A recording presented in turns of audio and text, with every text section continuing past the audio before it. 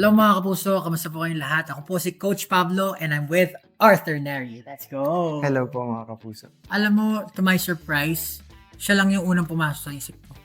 Well, syempre, SB19 kasi araw-araw ko naman kasama yun. Pero si Arthur Neri talaga yung isa sa mga artist na nilulook up ko.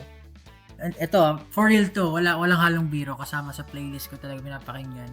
Kasi iba yung dala na artistry ni Arthur. Kaya siya na yung pinili ko. Buti pumayag.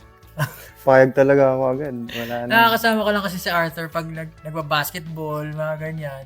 Tapos, yung recently, yung ano niya, Listening party. listening party niya. So, yun. Buti pumayag at free si Arthur. Nagulat ako at first kasi sabi ko, oh?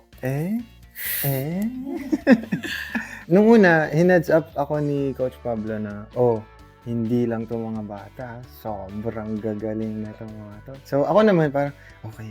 Kailangan kong mag-focus na magaling to sila.